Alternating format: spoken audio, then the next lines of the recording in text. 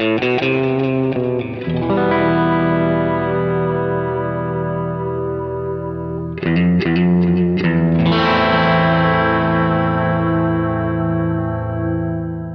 listening to Mark of the Maker.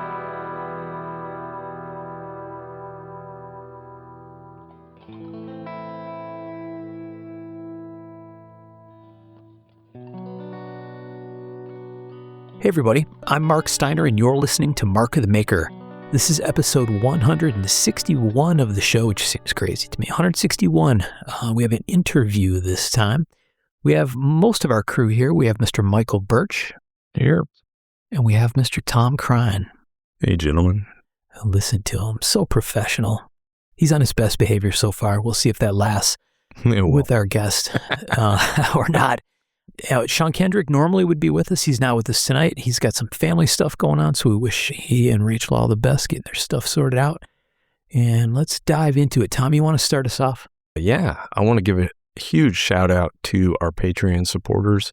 You guys really do make this all possible.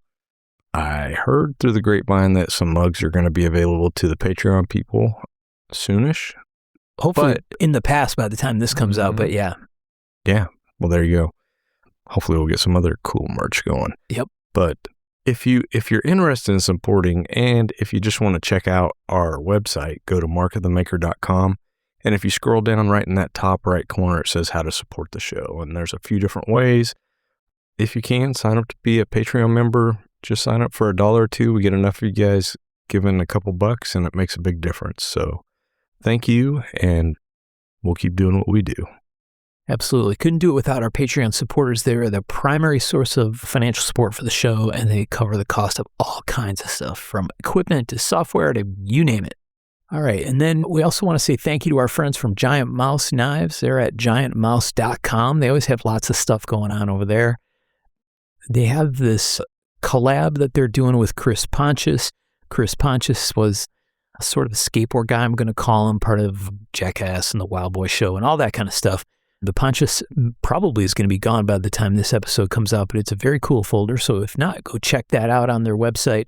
The one I want to point at is the GMF5. Their fixed blades are fantastic. They're skeletonized fixed blades, very simple. You can get them in PVD or in satin. Bowler N690, nice knives, and we highly recommend them. And these guys are good people. They've been sticking with us for a long, long time, supporting the show. They give us giveaway stuff to hand out all the time. Very, very generous. So thank you, boys. We appreciate you. Yeah. And last, we want to thank our good friends at Arizona Custom Knives. They've been with us for a long time. They've got over, I don't know how many, but I'm going to say 1 million, but we know that's not the real number. A ton of knives on there. And I'd have to say we use probably, half our picks and stuff come from their site because it's so vast and they keep all their stuff up. But, we like to showcase, and this one right here, they have a John Nelson Cooper sawtooth buoy. I just sent it to the gentleman to check out. Oof. For $28.45, which is, man, a hell of a deal for that piece of history. Heck yeah. It is a gorgeous piece. Hopefully it's gone. Hopefully Tom has bought this. He's a man and knows he needs to buy this by the time this gets out. But I'm a use Mark man. of the Maker, !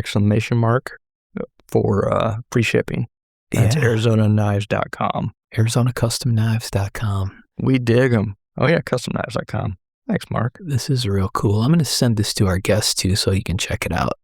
This John Nelson Cooper is kind of awesome. Somebody should buy it. Beast. I did actually order a piece from Arizona last weekend. Ooh. And used our discount code. Nice. Did it work? Well, Andrew hooked me up, so yeah. Yes, if our listeners go to use the free shipping code and it doesn't work, reach out to us or me or any of us or to Andrew at Arizona Custom Knives, and they will take care of it. Just with Andrew, what he usually tells customers to do is go ahead and order and then email him, and he will refund them the shipping. Yeah. If the code's not I'd working. reach out to them. I'm not going to be much help. Reach out to anybody but Tom, I think is what he's trying to say. I got no power. He's got nothing. No juice. Okay. Yeah, I ordered a little David Bowie basic. Really cool. They got a yeah. ton of them, and they're super cool. They do on their site? Yeah, they've got, I don't know, 10 or 15. Oh, they do got they have a bunch of them. Did you get one of those little photons? No, I got a basic number 2. So Okay. it's like, I don't know, it's maybe 1.5 to 2.5 blade or so. It's a real cool little piece. I had one of those. Yeah. I think mine's a basic 3. I don't know. I have to look and see. It's got a bigger blade. Yeah, that'd probably be a 3. Yeah. They're so cool. But yeah. Anyways. That little photon's cool too, the teeny one. Oh, yeah. Okay, enough of that. Thanks to our supporters and all of our friends who help us keep it rolling here. They allow us to bring on guests and do all kinds of stuff. And we have a guest tonight. This thing's been in the works for a long time, getting together with this guest. We've had a bunch of reasons why we haven't, but we're finally here. We have Mr. Ryan Johnson. Thanks for joining us, Ryan. Hey, guys. Ryan. Welcome to Mark of the Maker. Place isn't as big as it sounds on the radio, is it? No. It's a little cozy in here. This is going to be a good one. So Ryan has, at this point, multiple brands. Can you give folks the super basics of what Ryan's got his hands in at this point in life? That's always a harder question to answer than it looks like. Yeah. These days, people ask me, it depends on who's asking, right? If a normie's asking me, they're like, what do you do? I just say, I make things. Make things, yes. And or an easy one now is I'm a knife maker, and then they inevitably will say, like Forged in Fire, and I'll say, yeah, I kind of like that. and that'll be the end of it. But like if the bank's asking, well, that's awful, because it's like, well, how do you make money? Well, I do a lot of things. Right. I do a lot of different things. But I'm Ryan Johnson. I founded RMJ Tactical. And so that's one thing that I do. I'm still an owner of RMJ Tactical, and I design for RMJ Tactical. I work on both product design, and also processes. So I come up with new stuff to make, and I come up with new ways to make it. But I've been making now for 40 years. This is my 40th year of making knives and blacksmithing and stuff. So I make knives. I'm mostly known for tomahawks. Over the last 10 years, I've been kind of known for making impact tools and impact weapons. So I do a little bit of blacksmithing, a little bit of knife making, a little bit of woodworking, leatherworking, and machining. And what I do is I kind of synthesize all that together and make modern versions of ancient weapons. So I'm not a master at any of those things. I'm okay at all of those things, but I'm good at synthesizing it. There you go. Yeah, Very I think well you're put. very much a polymath. That's like the better way of saying that, the jack of all, master of none. Right. In a fun way. I have kind of as a Scott Adams phrase, I have a talent stack. So I'm not super good at any of those things, but I have a lot of things that work together really well. Yeah. I want to get into that some later on. So I think probably by now, for people that we're 161 episodes in, and we've talked about Ryan's work in some form or another in probably 80 of those episodes. Wow. I would guess. At least.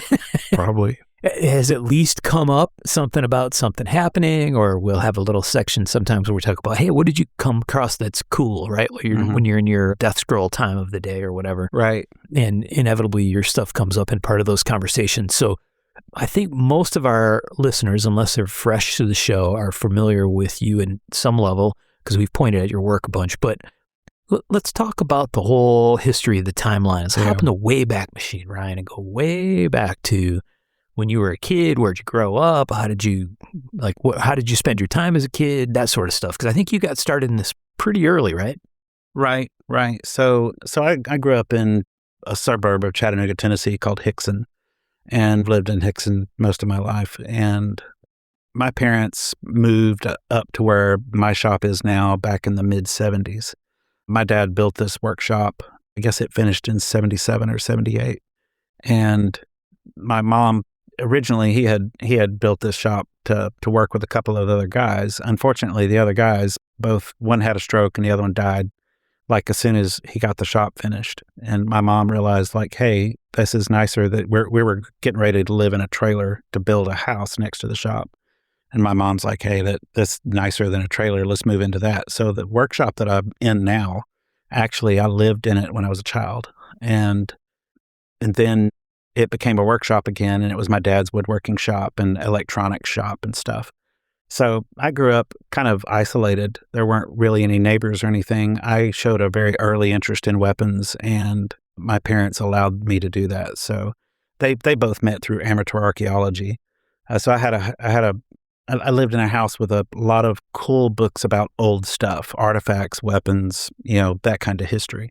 So it was kind of a perfect storm, I guess for me. My dad had a few weapons, but when I was a kid, when I showed interest in it, they would let me play around with weapons as long as I was careful with it. So I was throwing hatchets and knives and throwing stars. And I went through the ninja phase, of course, because I was an 80s kid, and went through a mountain man phase. And the mountain man phase, I guess when I was about 9 or 10 years old, my father traveled a lot. He was a traveling salesman, sold mainframe computers.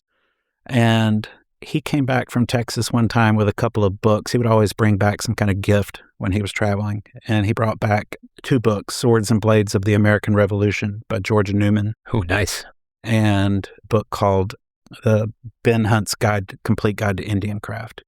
It was a reprint from a book from the 40s. Ben Hunt was kind of like the Boy Scout guru, and he had all these projects for Boy Scouts to work on, but they weren't like what we think of as Boy Scout projects. It was how to make your own rawhide. And then what are you going to do with that rawhide? Let's make snowshoes, and your steam bending hickory to make snowshoes and using your rawhide. And so I kind of, those 2 books I really latched on to. The Swords and Blades of the American Revolution had a whole chapter on tomahawks. That was a big deal to me. I really connected with it. And Ben Hunt, just the whole idea of making things, and showing how to make things, I thought that process was really cool. I'd go out to my dad's woodworking shop and try to do some of the projects, like a crow throwing arrow or a Hopi throwing stick or, stuff like that. When I was 12, I was at my grandparents' house for a few weeks in the summer. They had a painting of a blacksmith shop, and I looked at that painting quite a bit because it was the 80s and I was bored, And yep, we're familiar, right? And I actually, I feel sorry for kids now, because there is such a thing as strategic boredom, and I use that quite a bit. And I feel like our generation, like right now, people are never bored, and that's to their detriment. Like I purposely let myself get bored sometimes strategically, just so I can have time to think, and really get bored. Like over Christmas break, I had a week where I just, we were going to be away at, Karen's parents' house. And I decided not to bring anything to entertain myself. I just brought a notebook and a pen, and I didn't really get on my phone. And I just allowed myself to languish, and not do anything. Normally when I'm up visiting them, I go and hit some historical sites and stuff. But I just sat there and stared off and thought about stuff. And that was, I can't tell you how productive that was. Like my whole year was set right by doing that. I got so many things worked out in my head that made this year, it's been one of my more successful years as far as productivity because of that week. But anyway, I digressed. Ryan, do you think that's because I'm going to ping on the productivity thing real quick. Yeah. But do you think this year's been so productive because you had all these ideas laid out so you could just kind of use that and go to it and boom, boom, boom, start working on stuff? The ideas were generated back in the fall before Christmas. Okay. What I did that week, I guess, when I was away and bored was I thought about how to execute, getting all my ducks in a row. And like I would sit there and in my head, pretend I was making all the stuff. I'd go through all the steps, all the fixtures, all the tools, and so I worked out a lot of bugs just by role playing it in my head. Yeah. And that's probably why it worked. Interesting. Okay. Yeah.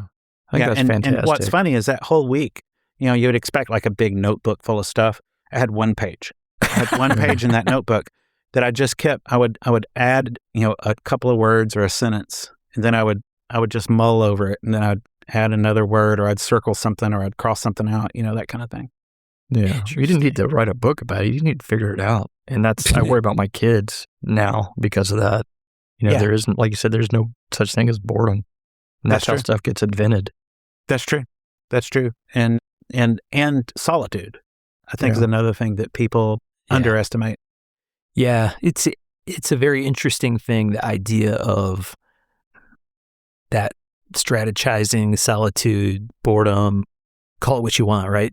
To me, my analogy always was this sort of slow cooker running in my head, right? Mm-hmm. Where you throw ideas in there and the thing's just stewing away, sometimes subconsciously, for me, many times subconsciously. Right. And then bing, something pops out like, oh, pot roast is done. Right. And here's a plan, or here's an idea, or here's a solution to a problem that I wasn't actively thinking about, but certainly my subconscious was working on it. And then, different people, I guess, work in different ways. For me, a lot of times I will start writing stuff down, not an instruction manual necessarily, right? But sometimes for me, if I don't get it written down, it's hard for me to come back to it. But other people like you, right? Maybe just talking through it, talking to yourself in your head about what this looks like, or thinking through it. Sometimes that's enough too.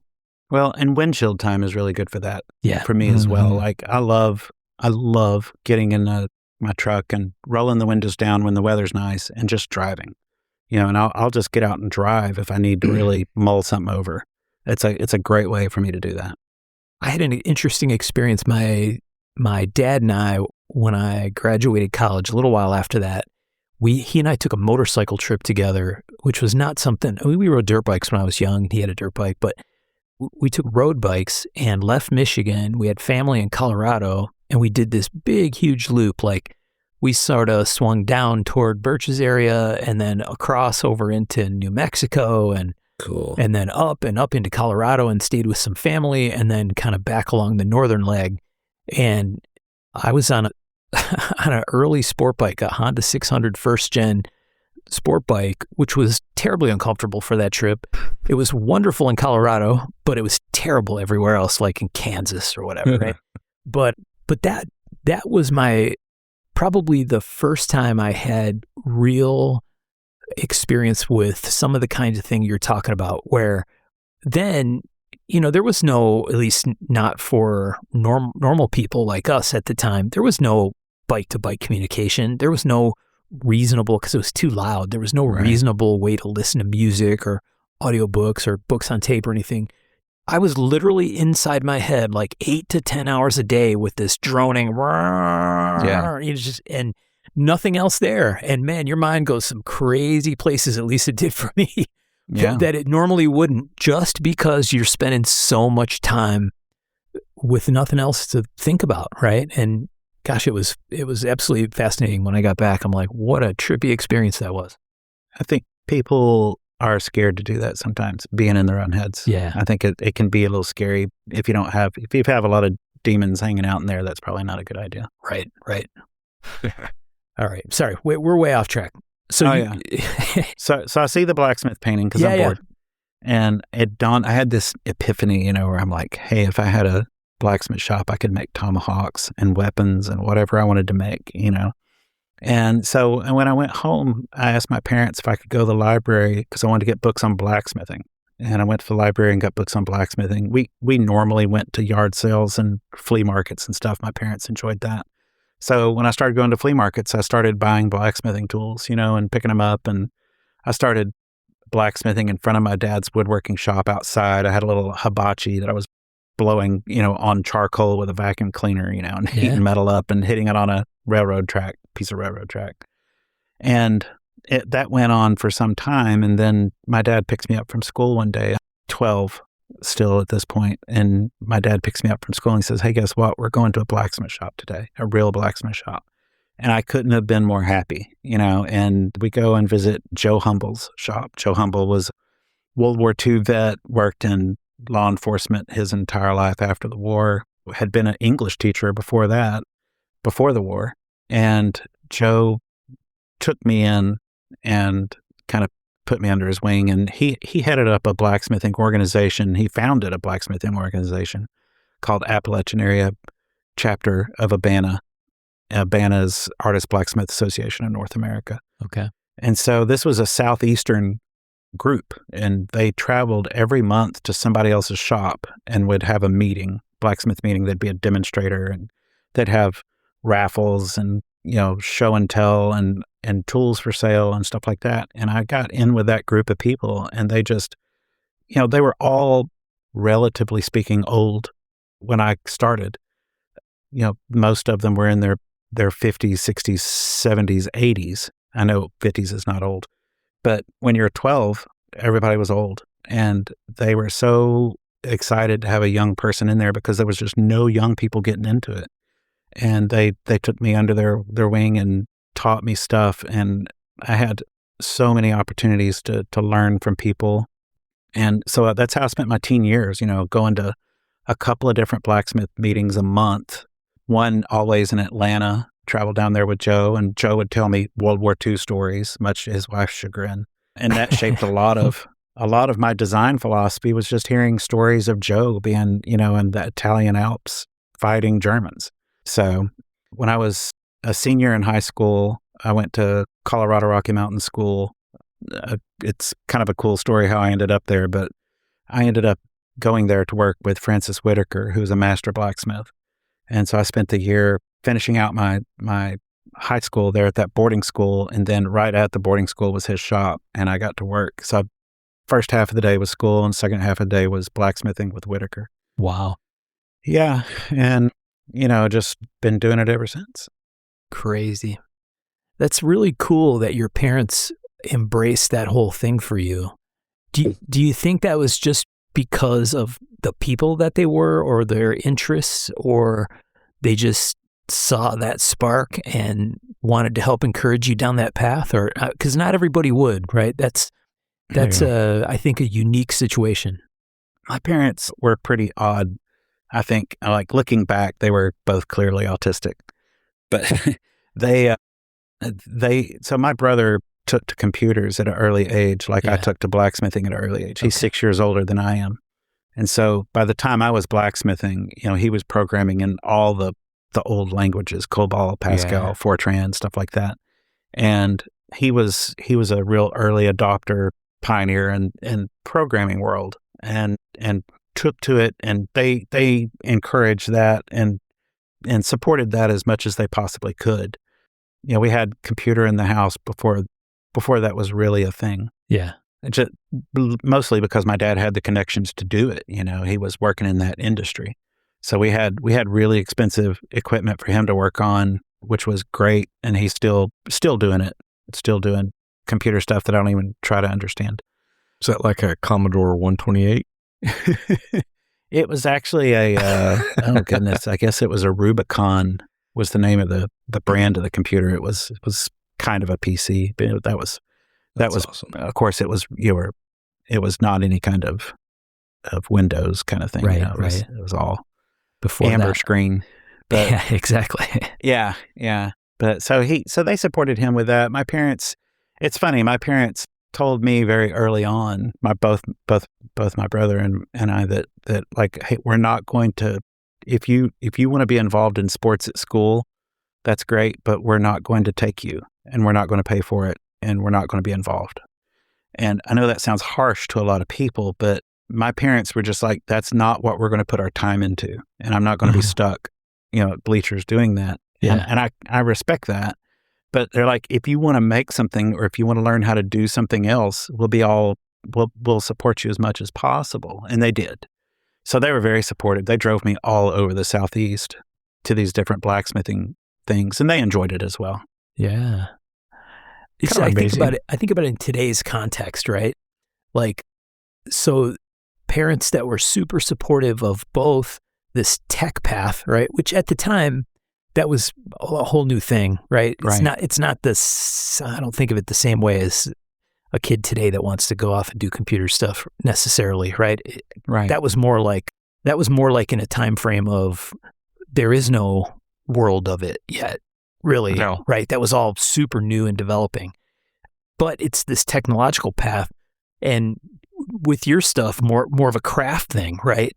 And the fact that they were supporting both of those super strongly, I think that's fantastic. It's very, very interesting.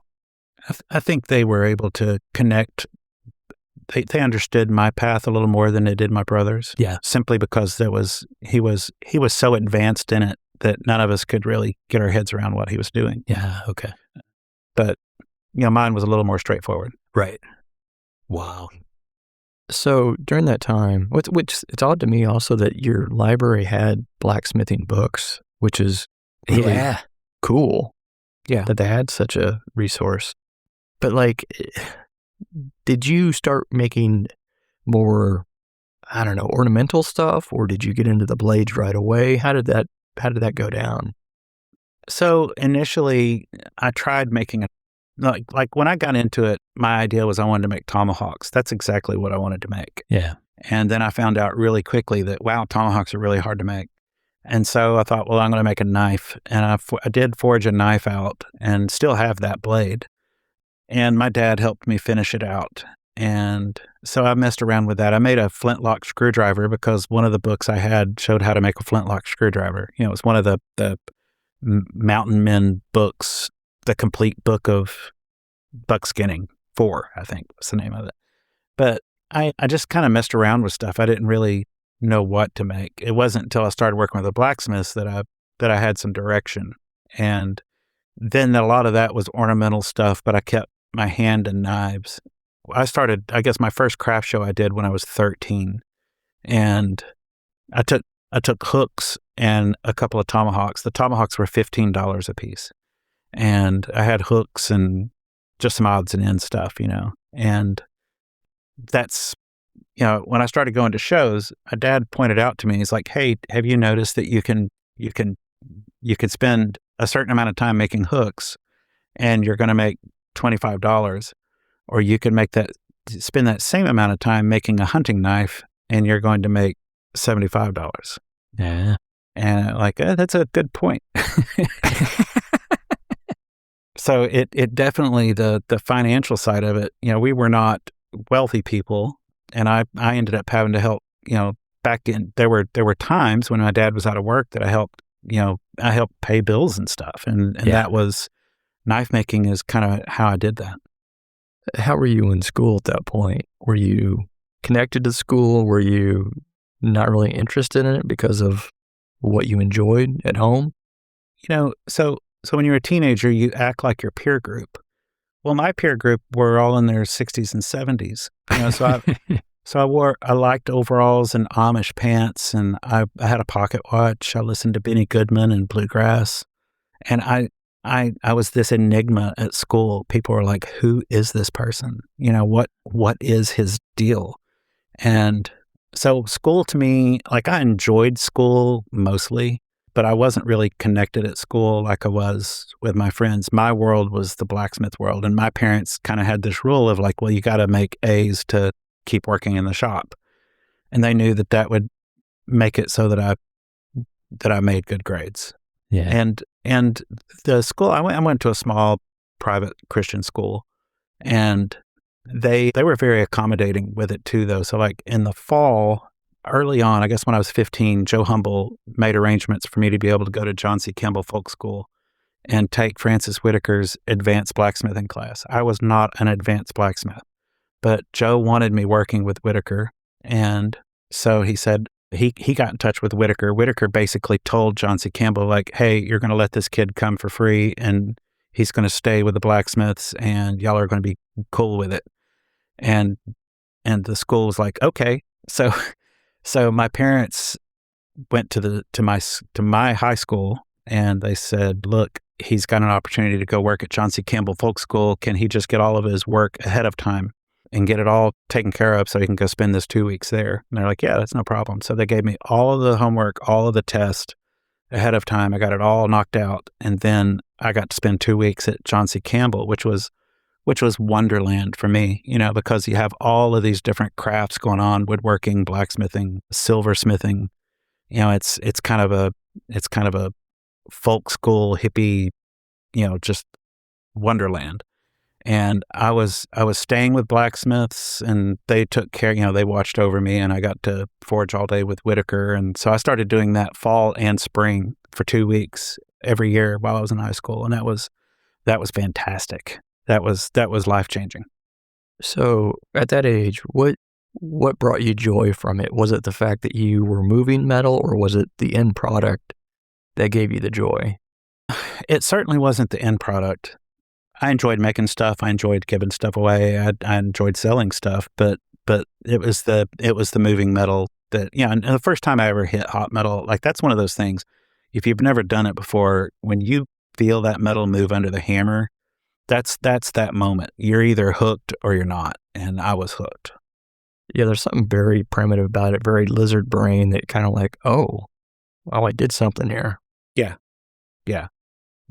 And it was at John C. Campbell, one of those years. I mentioned that how I ended up in Colorado was cool. There was a lady there. The blacksmiths and the quilters historically always got together. They always got along well, and the weavers and stuff. And so there was a woman who made brownies for the blacksmiths one evening and brought them over to the blacksmith shop. Blacksmiths always work late, as opposed to almost everybody else at campus would quit, before supper. Blacksmiths would always go back after supper and work real late.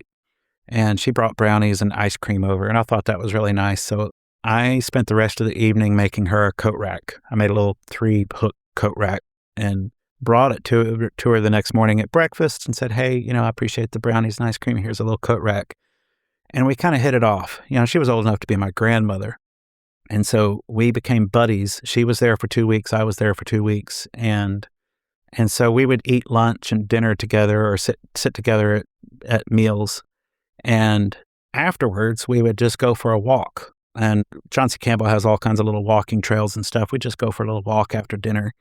And I was used to hanging out with older people, so it wasn't weird to me that she wanted to hang out. So one day we were walking, there was a little bench on the trail, and she said, hey, let's sit for a second. I want to talk to you. I said, okay. She said, you're here to work with Whitaker. She said, he just moved his studio to a boarding school. I said, why aren't you going to this boarding school and working? I said, well, because the boarding school is like $20,000 a year, and we're not those kind of people. There's no way we would ever be able to afford that. And she said, well, she said, I live in that area. I live in that town where that boarding school is. If I could talk to somebody or pull some strings, would you be willing to go? Would you go if you had a chance? I said, I would go in a heartbeat. Well, she headed up the board of directors for the school. And so wow. I got a $22,000 scholarship to go to this school in 1990. Wow. And when it was all said and done, it was like 2 weeks before school started, and they got in touch with me, and they're like, hey, you've got a full ride if you want to go. And so I had gone to the same school K through 11. And then my senior year, I left and went to a boarding school. And my mom thought it was great. My dad did not want me going away for, all the way out to Colorado and being away for a year. But it was a great, I worked with Whitaker every day, and being in Colorado was awesome as well. Yeah. You had the great, I'm going to use the word benefit. Maybe that's the wrong word to use for it. But you had this network of mentorship. Right. With 100%. This crew. Yeah. I had lots of I had the privilege of having a lot of older people who watched out for my well-being. And that, that wasn't just parents and grandparents. It was my blacksmith friends. It was, friends that I met through the folk school. And it was, like my blacksmith friends, one of the things that they did early on, like when I was still, I guess, just turned 13, I was at a blacksmith meeting, and a gentleman named John Kirbo, blacksmith down in Georgia, he was asking me about what I made. And I said, well, I've been making this flintlock screwdriver because that's what I have instructions to make, so that's what I've been making. He's like, well, how do you make it? I said, well, I flatten the tip, and I twist the shank, and I, do this little finial. And he's like, why don't you show me? There's a fire already hot. Why don't you go ahead and show me what stock do you need? And before I knew what was happening, I was demonstrating how to make this flintlock screwdriver, and it was the ugliest flintlock screwdriver ever made, right? And I had no there was no reason in the world for me to be demonstrating this. And I had a little group of people watching me. But after that, what happened was every time I went to one of these meetings, there was a chance that I would have to end up demonstrating something. And I would get asked randomly, like, hey, why don't you show us how to do this? And, or, hey, can you demonstrate this? And so I got, it's almost like on the Pink Panther where you have Kato jumping out of a closet, attacking you to keep you on your guard. Right. I knew that when I went to a blacksmith meeting, there was a chance I would have to demonstrate something and I would have no idea what it was. And so what I didn't realize, like they were very clever. They were acclimating me to do public speaking. They were acclimating me to be able to speak on the fly. Yeah. And how to talk to people and how to teach. And so they mentored that and taught me how to do that from a very, very early age. So, by the time I was 17, I was very regularly talking in front of 200 or 300 people without a problem. It wasn't a big deal to me, and forging stuff in front of a bunch of people. And so I didn't realize what they had done until I was in college. When I was in college, this is still 90s, everything was about group projects and group presentations. Every class had presentations, and I was astounded at the number of people that couldn't get in front of the class and talk. And of course, I was the hillbilly in overalls that I would get up there and I could just talk all day and talk about stuff, and people would say, "How do you do that? What's your secret?" And I'm like, I've been doing this since I was since I've been a teenager. Right. Do you think did they consciously do that, Ryan? I believe so. Okay. I believe so. They did that on purpose because they were showing me how to demonstrate as well. Because it's such a big piece of that blacksmithing world with hammer-ins and demonstration and the idea of journeyman style learning, do you think was that the core of why they thought that was important for you to know? Or maybe this is the same thing. Was it related to the fact that you were so young and that they were seeing something like, hey, this young man, we can help him help us further this world of blacksmithing and furthering the craft? Maybe a little bit of both. I think it's a little bit of both, mostly the latter. I think they saw it as an investment to teach me that. But also you have to remember, like, most of the blacksmiths I knew were engineers. There was a lot of engineers in the blacksmiths back then. And so a lot of them kind of knew how useful that would be. Yeah. Very interesting. I didn't do the same kind of hands-on stuff, but I had some similar experience as a college co-op, right? Because I started at General Motors when I was 17 years old. And so, I wasn't 12, but I was like this kid who showed up in a machine shop, right? And the guys in the machine shop, as soon as I showed them that I cared about what I was doing or showed an interest, when I had that kind of assignment, I didn't think it was dumb, right? A lot of the engineering students were like, hey, I'm studying being an engineer. What the hell am I doing in the machine shop? Right. And in my case, I was like, whoa, this is cool, right? This is how some stuff actually gets made. I'm very interested in that. I didn't have skills in it. I wasn't good at it. I didn't know how it worked.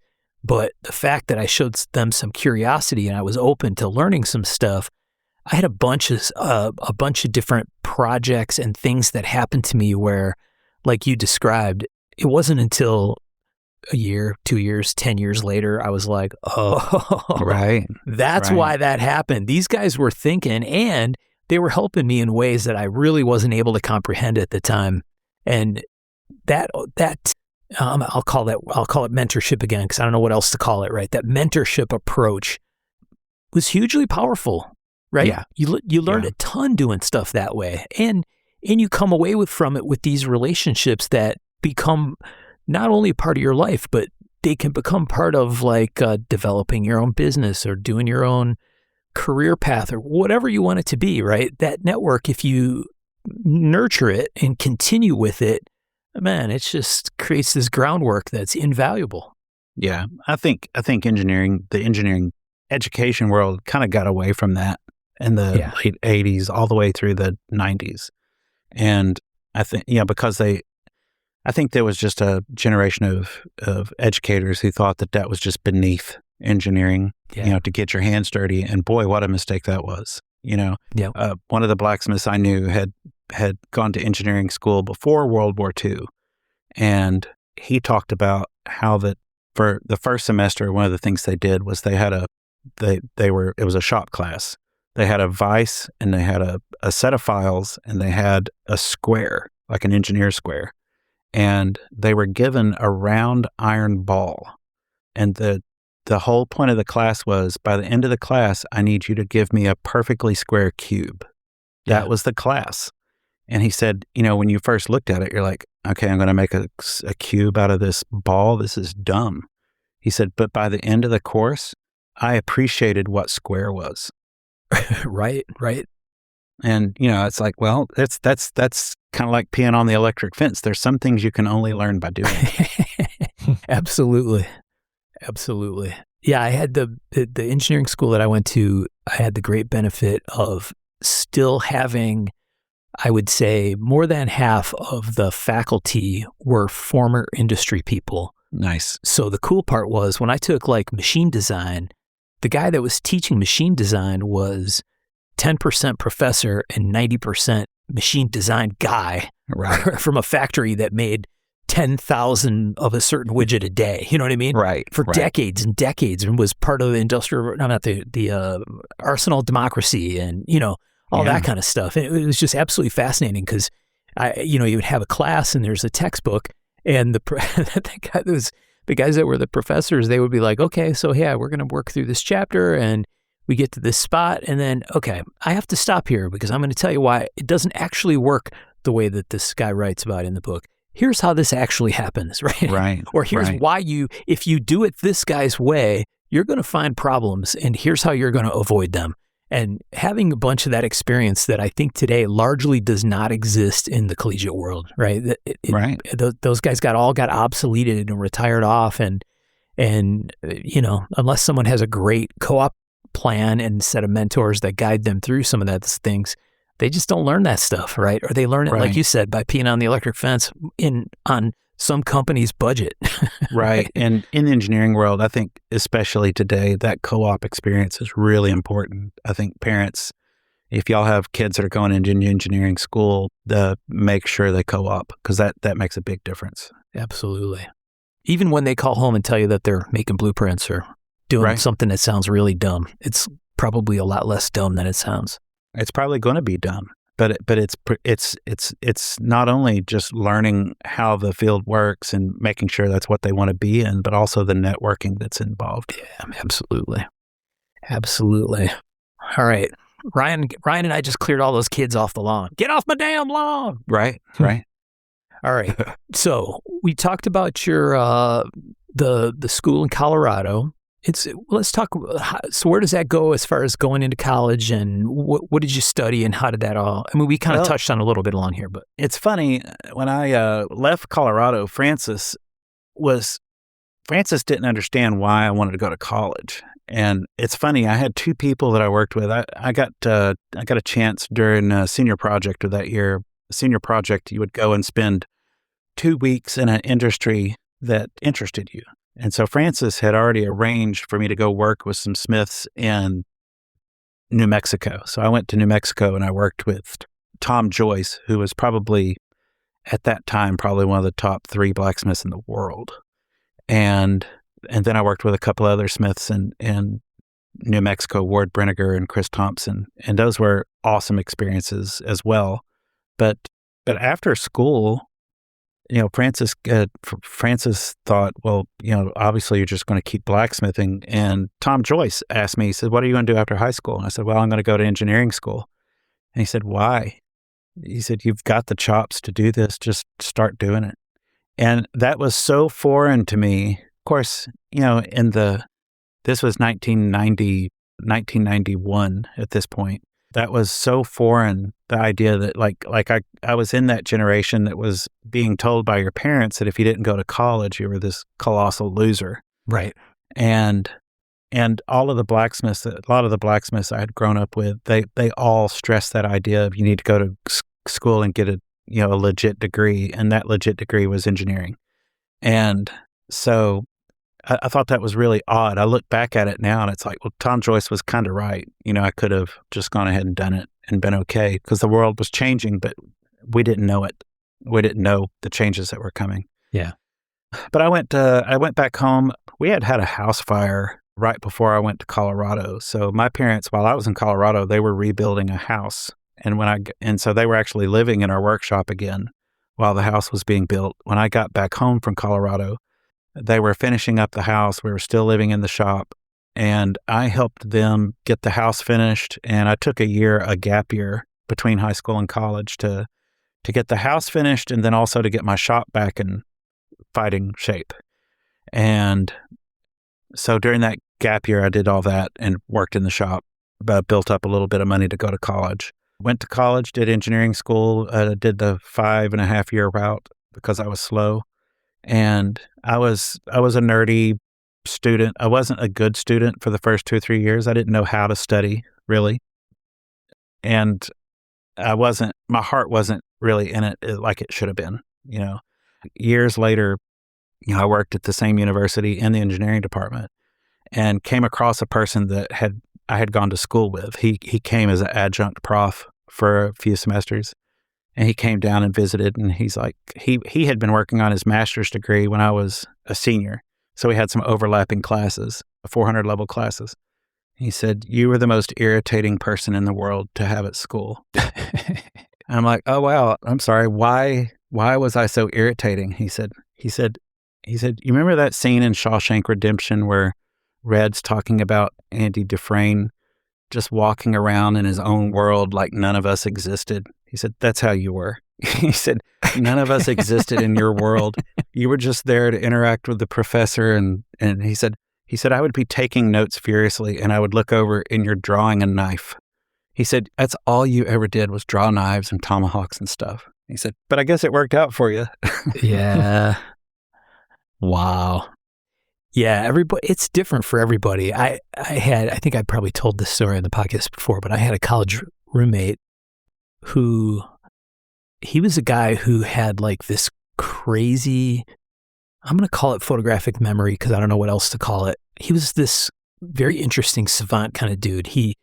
His study was he would turn on some crazy Euro trash pop music stuff, right, blasting loud, like painful loud, and pour through his books and his notes. And then 30 or 45 minutes later, boom, the music would get turned off. And he'd come out and he's like, "Let's go to the bar." Yeah. I'm like, "What?" He's like, "Let's go, man. I'm done." And it was a very difficult roommate to have because he was always done studying in like 30 or 45 minutes. And I'm like, I'm going to die if I go now. And he was like, "Come on, man, let's go." And then he would go drink his brains out. And the next day he would smoke every test we had. And it was wild. He graduated perfect grades and the whole deal and went on to live a very interesting life. But yeah, everybody's different. And like you said, that learn how to study thing is a huge deal that I think kids still struggle with today. I watched my daughter go through it. And she did the same exact thing I did first couple of years. She just didn't know how to study. Yeah. And, I tried to help her, but that's one thing she had to just kind of learn on her own. And now I see her and she has that ability to really buckle down and spend the entire day knocking out work. She'll complain about it the whole time, but she's doing it. And that's something that's a learned skill. For sure. Yeah. And it's like say, it's not the same for everybody, right? It seems like everybody that I went to school with had a different version of it, right? Some people I'm going to rewrite my notes a bunch of times. And other people it was, I just need to sit and read and focus. And some people needed silence and some people needed music. And my crazy ass roommate that needed blasting Euro pop. Right. I would love that eidetic memory. I got 0 of that. I'm the opposite. I just remember stupid stuff, not even stupid stuff. I can remember historical things. I can remember certain things that I'm really interested in and nothing else. Yeah. Nothing important. There's 0 things that are important that are helpful to my life that I remember. Right. If you ask me for the phone numbers of my daughters, I wouldn't be able to tell you a single one. Right. They're just stored in my phone. And if I lose my phone, that's it. Nice knowing you, ladies. Yeah. Okay, so you went to engineering school, and so you're at engineering school, but with a mindset that you're going to go back and do blacksmithing full time, or did you plan to go into some kind of industry with your degree, or what did you have a plan? I thought I was going to go into some kind of industry, so I worked my way through school making knives. Cable knives really paid for my education, and eventually tomahawks, but mostly cable knives. I made a truckload of those things, and I thought I was going to go into industry. My last year of college, my workshop burned. Oddly enough, not my fault. It was the power board's fault. They burned my shop down. And so we got the insurance money to build back, and I was looking for a power hammer.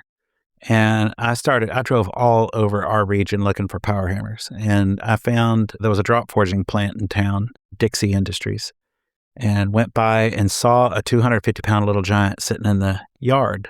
And so I went in and just asked, like, hey, could I talk to one of the engineers? I want to talk about this hammer out here. Ended up talking to their production engineer, their head honcho, and he's like, you're wanting to buy that little giant hammer out in the yard? I'm like, yeah. And he's like, why? I'm like, because I want to set it up and run it. And so we got to talking. He's like, you're graduating engineering school and you're setting up a 250-pound little giant. I'm like, yeah. He's like, please, for the love of God, send us a resume so we can hire you. Right. He said, everybody we've hired doesn't know which end of a screwdriver to use. He said, I need somebody that understands forging. And so they gave me a tour of the plant, and I got to meet some of the people, and they were all like, yes, please work here. And I thought, well, this would be cool. I could work in the forging industry because I understand it. I sent a resume in. It was a privately owned company at the time, and the gentleman that owned it had owned it for decades. And he took one look at my resume and said, there's no way this person has this many years of forging experience because he's only 24 or whatever. Yeah. And he wouldn't even consider me. And they tried, they're like, please just talk to the guy because he obviously knows forging.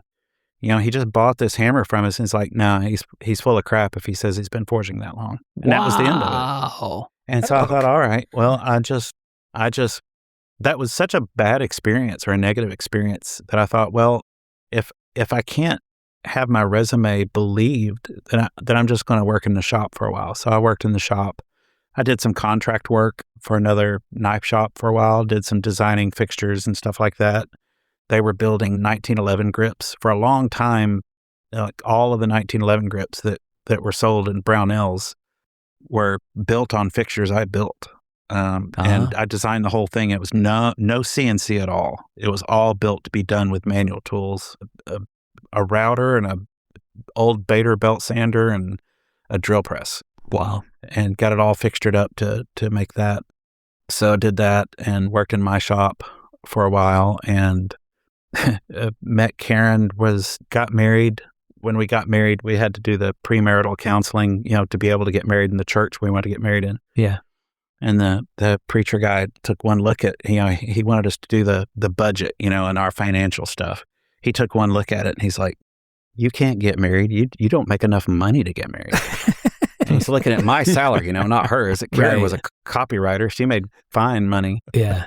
But he looked at mine. He's like, I can't believe you make this little money, because it was like $12,000. I said, well, I made about $12,000 this year. And he's like, you can't get married. There's no way you can live on that. I'm like, dude, I'm not going to make $12,000 forever. Right, right. I'm building a business here. Yeah. So we got married, and I guess about a year and a half later, she got pregnant with Hannah, and she got laid off. We found out she was pregnant, and she got laid off on the same week. Oof. And which was That's concerning, because that was our source of insurance. Blacksmithing, knife making does not categorically, historically have good insurance policies. Yeah.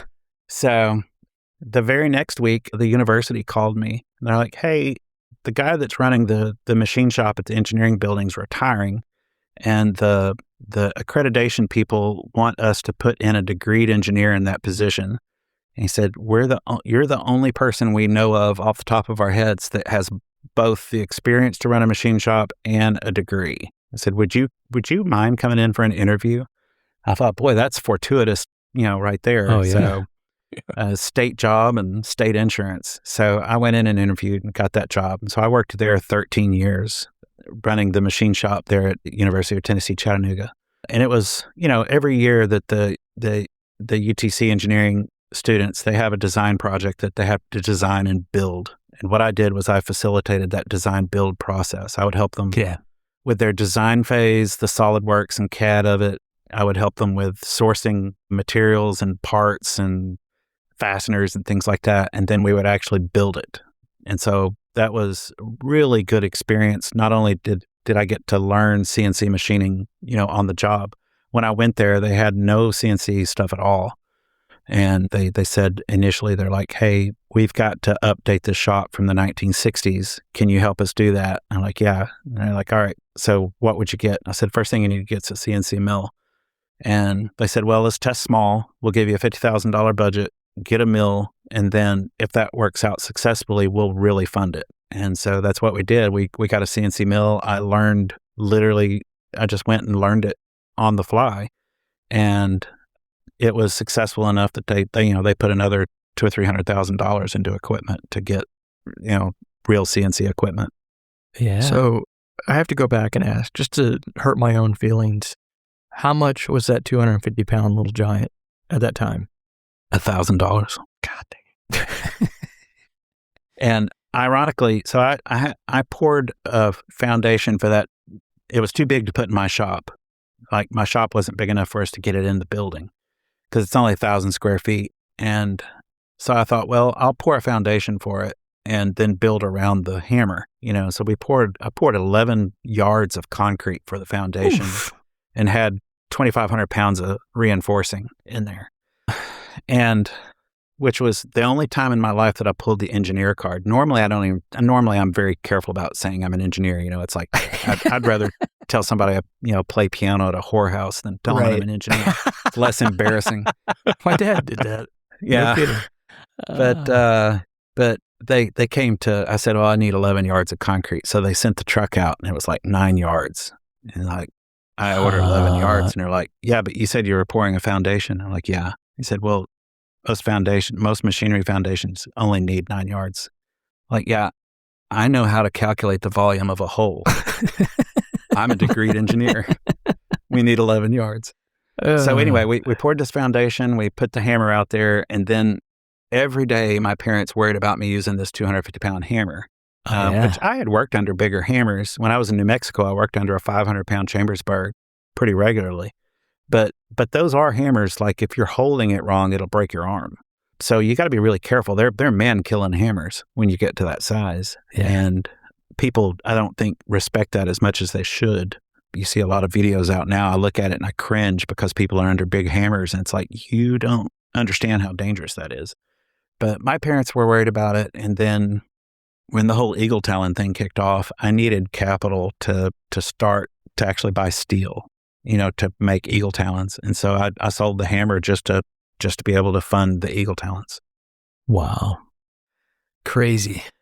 Do we need to connect the dots to the eagle talon, like from having the shop, post this we don't believe your resume world, right, to working at the university, to the eagle talons. So what's the path there? Eagle talons were before I worked at the university. Okay. And so what happened there was a gentleman named John Blair, worked in the Air Force. He was security forces at the time, ended up when they made AFSOC, he was under the AFSOC umbrella.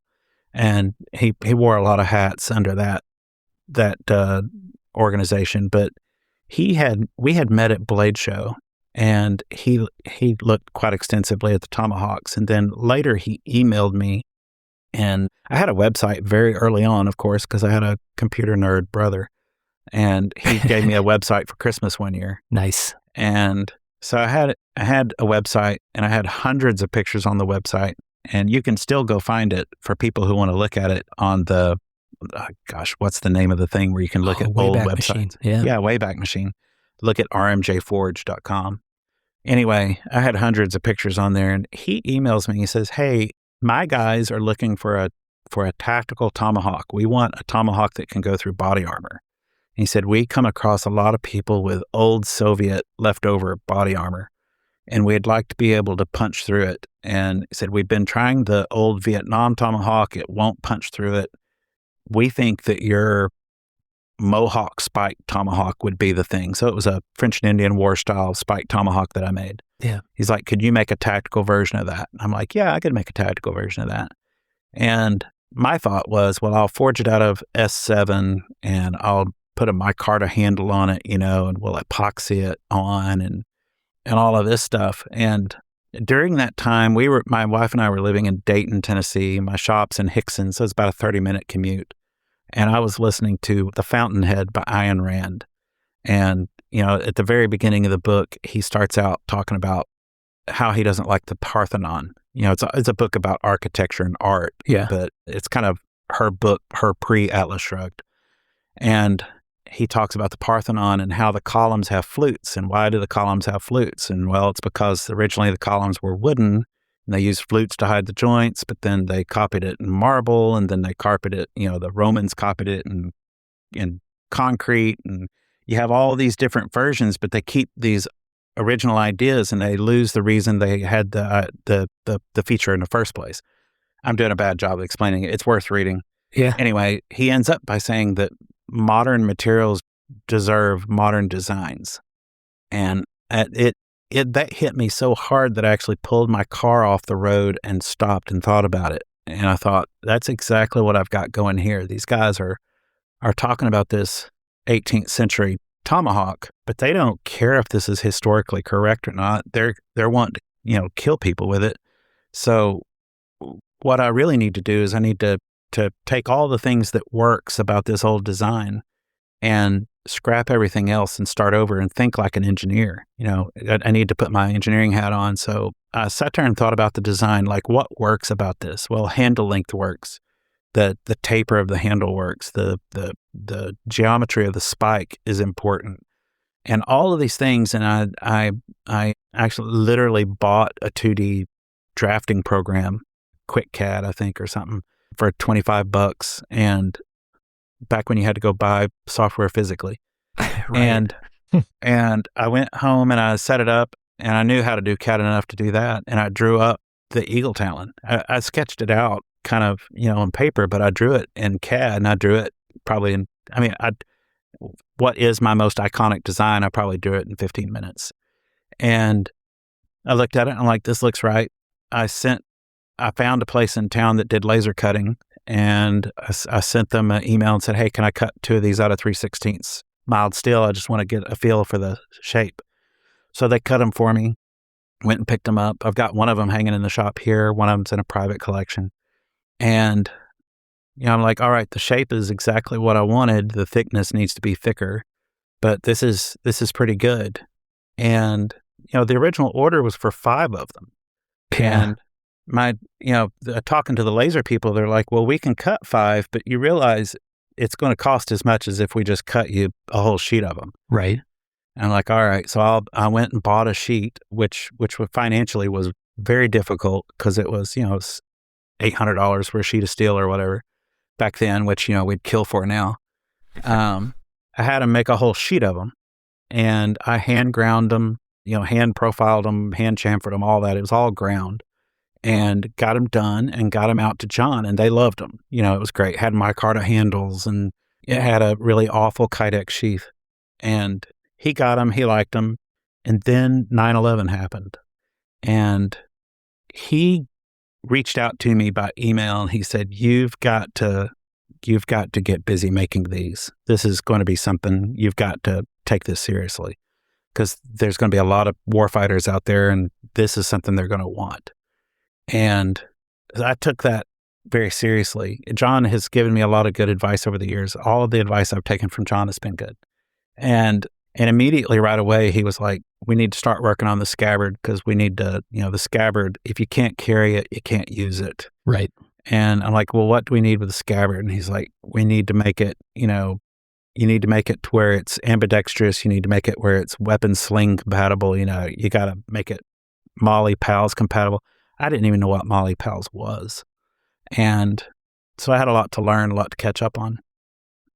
And so so I do that, and I'm getting tomahawks ready. I had some people that had seen the tomahawks with John Blair, and his guys were already in the Gulf when 9/11 happened. Yeah. And so some people had seen them, and they wanted to order some. And so during this time, there's a tangent story that ties it all together. I had made a pipe tomahawk. That was most of my business at this point, was pipe tomahawks. I made a bunch of them. And I had made a pipe tomahawk for a Special Forces soldier, colonel. And when I finally had it done, I emailed him and said, "Hey, your tomahawk's done." He's like, "Well," he said, "I'm not in Europe anymore. I'm actually at the Pentagon." He said, "I got tapped to be Donald Rumsfeld's personal assistant." Wow. And so he said, "Here's the address, send it." And he said, "I'll send you a picture of it, of your tomahawk at the Pentagon."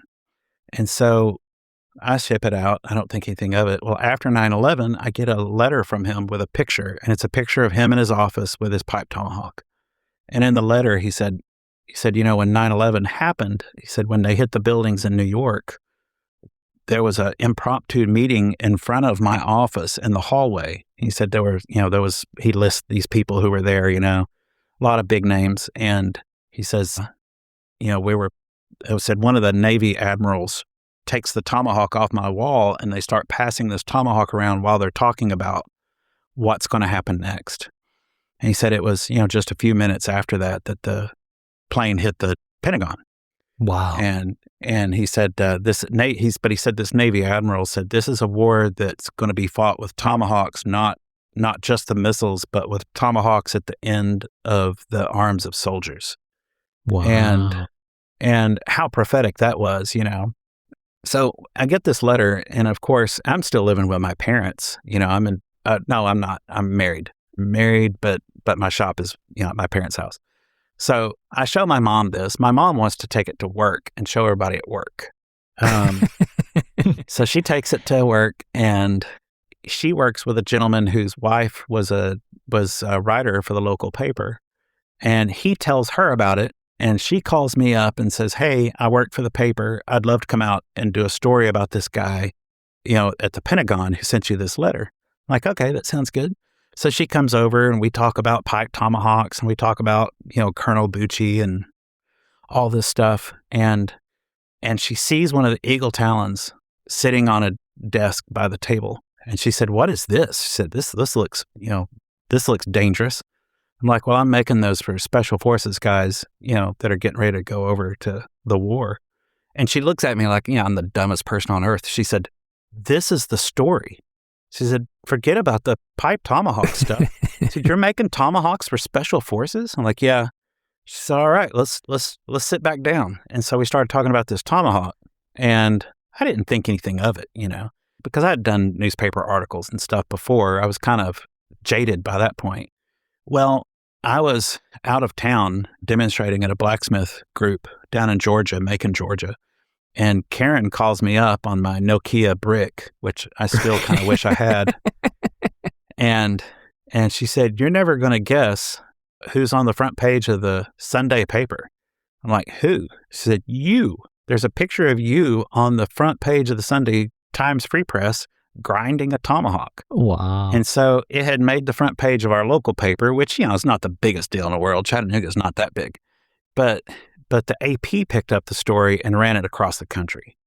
And so all of a sudden, there were all of these Special Forces guys that were like, "Hey, they're getting these tomahawks and we're not." And so I got tons of angry email about, well, who's getting these and why haven't we been, sourced these? And I'm like, "Look, people are just ordering them on their own. If you want to order one, they're $250. And so, orders started pouring in from guys going over to Task Force Dagger initially. We had tomahawks in Task Force Dagger, which was the very first 300 people that went into Afghanistan. Yeah. We've got pictures of people with tomahawks in Task Force Dagger. And that group of that 300 people that went in, it's CIA and Delta and 5th Group Special Forces and 19th Group Special Forces, and then a smattering of alphabet soup and contractors. Yeah. And that 300 people, they were responsible for over half the deaths in the Afghan war. They were a wave of death. Yeah. And I've got to meet some of those guys that carried those hawks. Richard and I had set up at SOFIX. It's the Special Operation Forces Industry Conference. And if you ever think Blade Show is expensive, a table at SOFIX was $5,000. And you were not allowed to sell anything. If they caught you selling something, they'd kick you out. And so it really made us rethink how you approach shows, why you're going to shows. But we went to SOFIX one time, a couple of times, and we were there, and this guy comes up and he says, well, I had one of your first Tomahawks. Well, I hear that like 3,000 times a year. People, everybody's, I got one of your first Tomahawks. I'm like, okay. And I said, what time period are you talking about? He's like, well, I got mine in like December, right after the World Trade Center.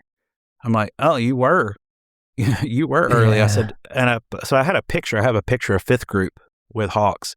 And I pull that picture out and I said, are you talking about this time era? And he points, he says, dude, that's me. And I look at him like, oh, I'll be damned. That is you. And what was funny is I said, well, where's your Tomahawk now? And he said, it's probably out in the yard. Said, my kids like to split kindling with it and stuff. Oh, geez. And I'm like, hey, man, I don't want to be that guy, but everything you took on Operation Task Force Dagger is a piece of history. That every piece of kit you had, like, that's a big deal. And he's like, yeah, but I did a lot of stuff in Afghanistan and Iraq, and I just don't see it that way, And I'm like, trust me, that's all historical stuff. You need to be squirreling all that away. Yeah, no joke. Wow. So it's kind of a really interesting swerve in the path, right? From focused on historical stuff to, this wave that happens of business for warfighters. Yeah. Right. And the whole tactical, I don't know, call it branch of the business for you. It was a big departure, but it was also very first time that I did that concept of taking a very old historical weapon and modernizing it, which has been the theme of my making career ever since. And that turns out it's what I'm good at. When I really look at it, like, I can make a pretty good knife and I can make a pretty good tomahawk, but I'm not, like, I'll never be as good as Tom is on making a knife, right? Or Michael. I'm not, and I'm okay with that. I'm not as good a tomahawk maker as like Rich McDonald. Rich McDonald makes a fantastic pipe tomahawk. I couldn't match it as far as a historical tomahawk. But what I am really good at is making that modern twist on old stuff. I had a knack for it, and that's when I found that out, making the Eagle Talon. Yeah. I think that's a key thing that a lot of times people don't understand about the design process, right? And it's a real common thing that I end up coaching young engineers on, that the idea that, or the concept that struck you when you were listening to the Fountainhead, right? That, okay, don't think about what this thing, don't jump to what it looks like, or don't jump to the answer, right? Start with, what does it have to do, right? Yeah. You don't care about the shape, you don't care about what it's made out of yet. That's down the road, right? Break down the super basic principles of what's its job, right? Yeah. Does a machine hold this? Does a person hold this? Is it a tool? Is it, like, what do we have to do first? And then once you get all the do written down or somehow laid out, then start, sorting out the how and the details. But if you jump too quick to the end, that's how you get sometimes immature designs, right? That have to change a whole bunch of times, or certainly have a longer life cycle of design evolution, maybe, than if you start with the fundamentals of what's its job. Right. And it's kind of like that Henry Ford quote that's famous, where he says, if I'd done what people wanted, I would have built a better horse. Right. So I definitely see that. Okay. So we skipped around a little, right? So we took you to, I asked this Eagle Talon question, and that came before the college thing. So were you still doing this warfighter stuff or more historical stuff, or both, while you were working for the university? So when I was working for the university, I did the warfighter stuff was going strong, right? Yeah. And I reached a point, my dad was in the hospital. He had been working with me on Eagle Talon stuff, but he ended up in the hospital for about 6 months and never really was the same after physically. So he never really worked in the shop again. And so I was doing all this by myself, and we had a baby on the way, and I started a new job, and so I cut off civilian sales, which caused a lot of heartache out in the collector world, because I was only sending stuff to warfighters, and I literally had people on old forums, that back in the day that were like, "Oh, he'll send them to his Green Beret buddies, but he won't make them for us." Like. Well, dude, that's why you want them in the first place, is because they're going to Green Berets, And Yes. so there was a lot of turmoil there for a while. And when I was, I guess in 2005, I had an order for the 1-4 Marines. It was right before the Battle of Fallujah. And they had gotten in touch, and they're like, "Hey, can we get like 25 of these Eagle Talons?" I'm like, "Yeah, I can hook you up." And started working on these Eagle Talons, and I had them all done, but I had to wrap the handles. Back then I was paracord wrapping the handles. It was 21 feet of paracord in each handle. It was a lot of tedious wrapping. And the wife of the colonel that had done the order, she called me, and she's like, "Hey, they've got a situation where they have a supply plane that they can hold for 48 hours or whatever. If you can get these to me, I can get them on the plane." She said, apparently they need them soon. And I'm like, okay, well, I can do that. And so then I got off the phone, and I'm like, how can I do that? Do I send them the Hawks and just the paracord and let them wrap them themselves, or what? Right. And so I called up Richard Carmack. We were going to church together at the time. His sons had come up, and they were homeschooling their kids. Their sons had come up to my shop and made knives as part of their homeschooling. So I knew that that Jonathan and Reed could both were good enough with their hands to handle the cord wrapping. So I called Richard up, and I'm like, "Hey, can I borrow your sons, for a little bit, and let them help me with this thing? Because I've got these Marines that are waiting on Tomahawks, and I really would love to get those out to them." And he's like, "Well, that's too late for them to be out, but if you want to bring them over to the house, we can order a pizza, and they can wrap, Tomahawks, and we can watch, Monty Python or whatever." I'm like, all right. So we went over there and stayed up half the night wrapping these Tomahawks so I could get them to this lady and get them on this plane. And so we've got a picture of the Marines, the 1-4 Marines, all with their Tomahawks, all 25 of them. Yeah. And got a after action report later where they were talking about, this is how we used the Tomahawks in the Battle of Fallujah, and most of it was getting into like breaking locks and chain and stuff like that to get into weapon caches. But then also he lists a lot of different stuff, and that was really cool. But that's how the whole so after we did that, Richard calls me up, and he's like, "Hey, that was really interesting. The whole Tomahawk thing's pretty fascinating. Would you be interested in starting a business? Would you be interested in having some business partners?" Well, I was at my wit's end. I had half the world mad at me because I couldn't get Tomahawks out the door fast enough. And I thought, boy, this is good timing. My parents were not thrilled with the idea. They thought I should just do it on my own. But I felt like having extra hands and extra capital would be the only way to make it happen.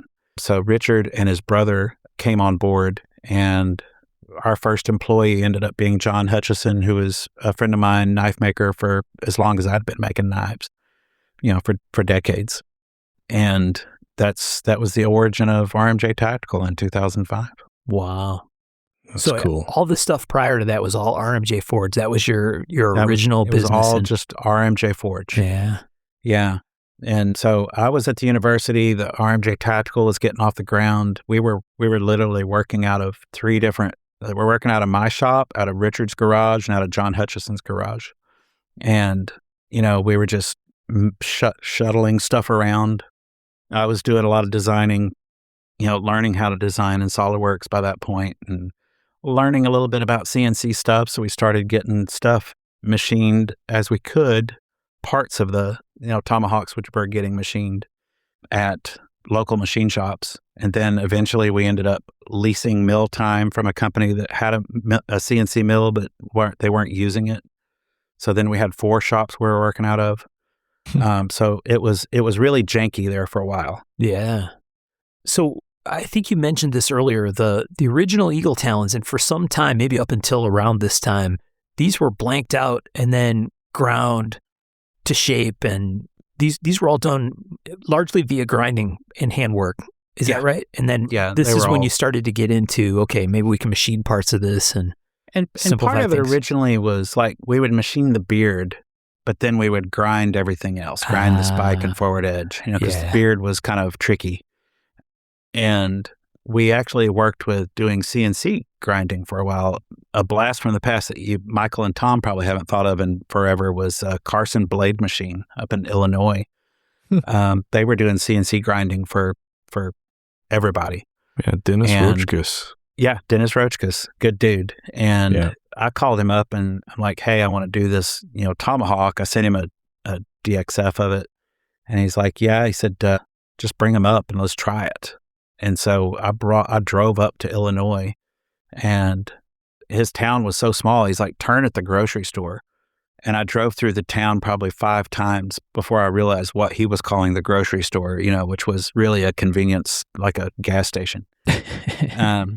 But I ended up staying, like he just put me up. He's like, just stay in the guest bedroom and we'll work on these. And he had to take part of his grinder apart to be able for the parts to fit. But he would CNC grind the spikes and the forward edge. And we did several hundred that way. And then we would either hand grind the beards or machine the beards. But, we were just trying to find our way. We didn't know exactly what the process would be to make this work. And eventually what ended up making it work was for us to machine them ourselves and to machine the entire thing. Yeah. Wow. So distributed work to trying to figure out like, okay, how do we really do this were you thinking efficiency at that point? No, we were just trying to get product out. Yeah. Because we had like a 6-month backlog. Yeah. That we worked with for years. And the Shrike is when we really started to break through that. The Shrike is where I got all this feedback from guys from Afghanistan, mostly, about the Eagle Talon, what they were using them for. And it's funny, when I first designed the Eagle Talon, my thought was, well, this is a weapon that you're going to, use against people. Very early on, I got invited, this is 2003, February of 2003, I got invited to a weapons testing down in Fort Benning, Georgia. Back early on, early part of the war, there was a big push to re-outfit the infantry, to modernize the infantry. And it went by several names, Land Warrior, Objective Force Warrior. It had a dozen names. But when I was involved with it, it was Objective Force Warrior. And the idea was we're going to modernize the infantry with equipment and optics and try to bring them into the modern world. And so there were 2 or 3 companies fighting for this contract.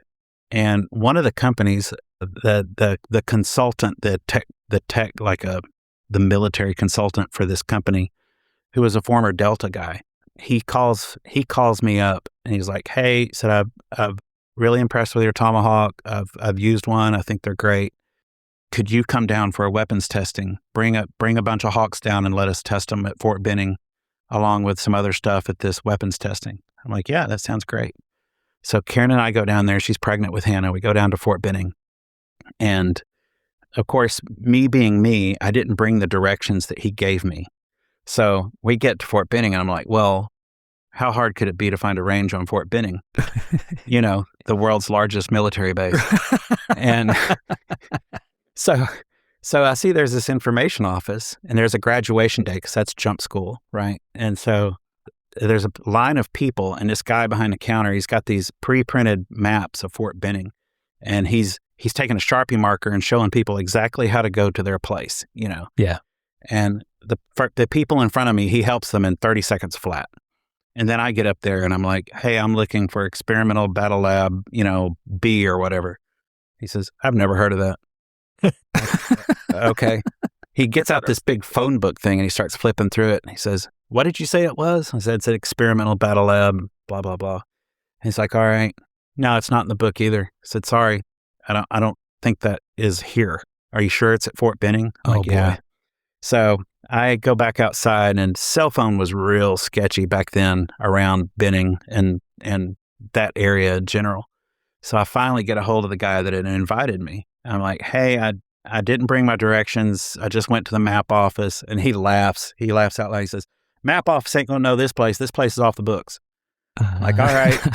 And he's like, I'll give you directions. And he's like, you're going to go down this road and you're going to turn here. He said, then you're going to get on this dirt road. So you're going to go down this dirt road for about 2 miles, 2 or 3 miles. And he said, then you're going to come up against this big gate and it says, do not enter. He said, but if you look about 50, 75 yards to your left, you're going to see a hole in the fence. Just go off-road, go through that hole in the fence, then get back on the dirt road. And it keeps, I keep going a few more miles after that. So I get back in the car and I'm like, hey, Karen, we're on a military base after after the terrorist attacks. And what we're going to do is we're going to go through the do not enter gate. And through a hole in the fence. I told her, I said, look, if people start pointing guns at us, what you need to do is put your hands up and don't talk. Just get your hands up and comply with whatever they say. Right. So we finally get there. And while we were on that dirt road, Karen looks up. She says, something's falling out of that plane. I'm like, yeah, baby, those are people. This is jump school.